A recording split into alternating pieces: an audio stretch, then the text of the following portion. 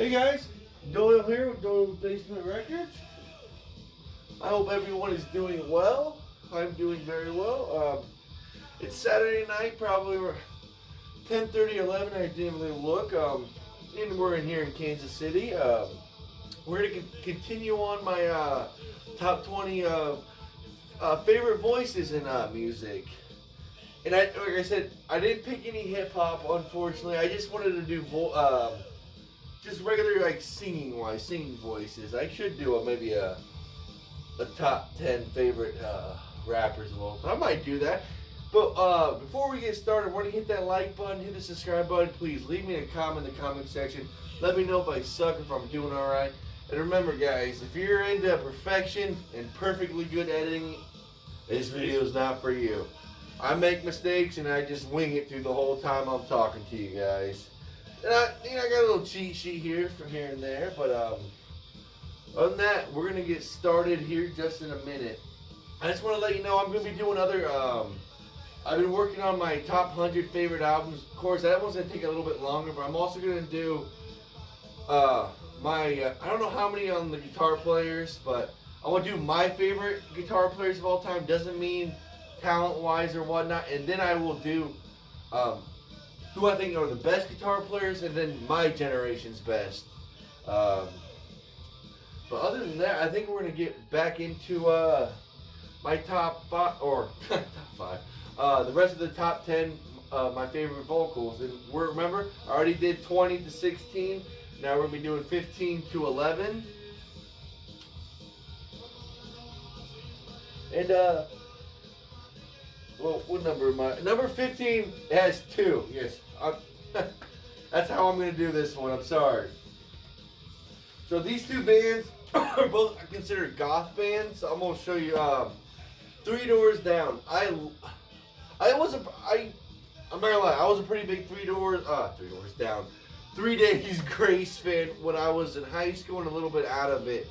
Always loved. I think his name's Adam Gontier. Always loved his voice, even though I do not listen to this band anymore. Even though I did buy this not too long ago, just to have, because I used to really like it. And the songs that I really liked with his voice, I remember one of them here was called "Wake Up," and then another one on a different album was called "Lost in You." And then it wasn't his band; it was that band called Oh my god! It's with the 3 violins. Oh man, I wish I was having a blank moment. But it was called "I Don't Care." Apocalypta, I believe. And there's the 3 violins, and they have him sing one song that's called "I Don't Care." The voice in it is just. I like that. I'm a big fan of those graspy kind of voices. But this was 15A.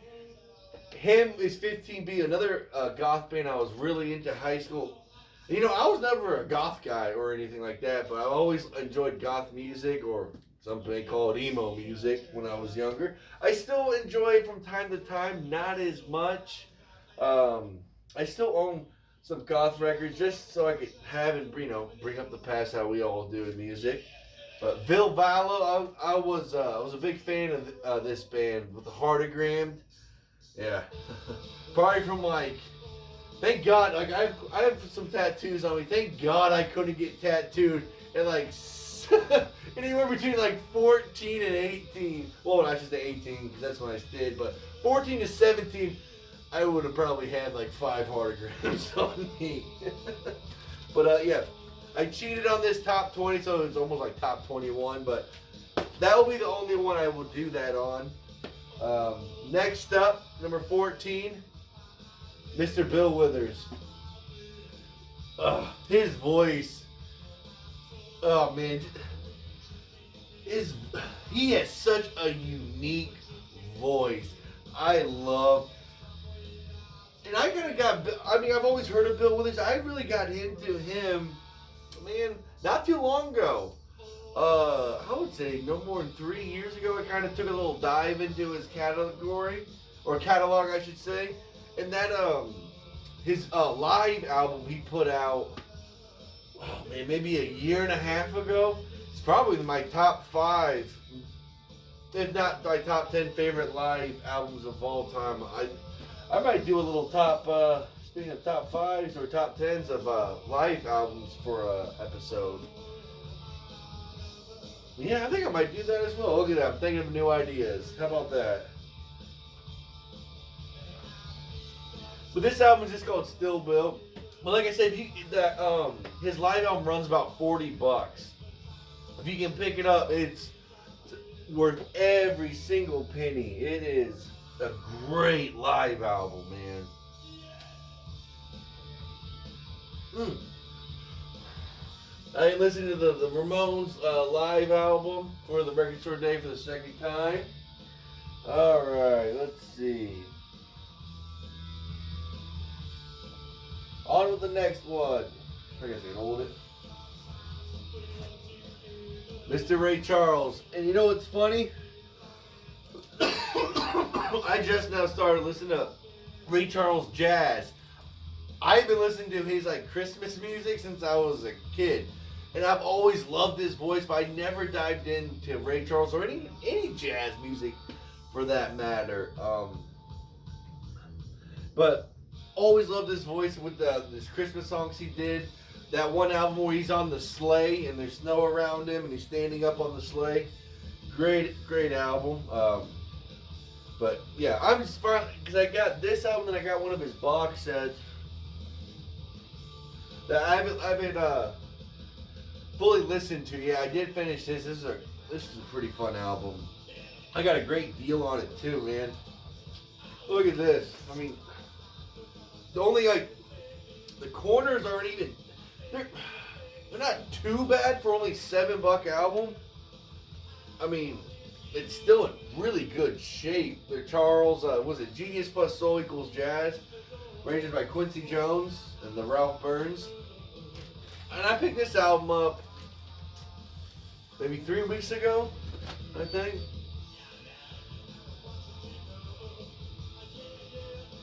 Alright, on to the next one.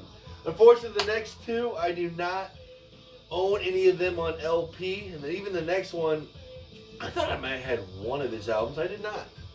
John Popper from Blues Travelers. Always been a Blues Travelers probably since 5th or 6th grade when I heard the classic Run Around, as everyone knows, which is a great song, even though he doesn't like singing apparently.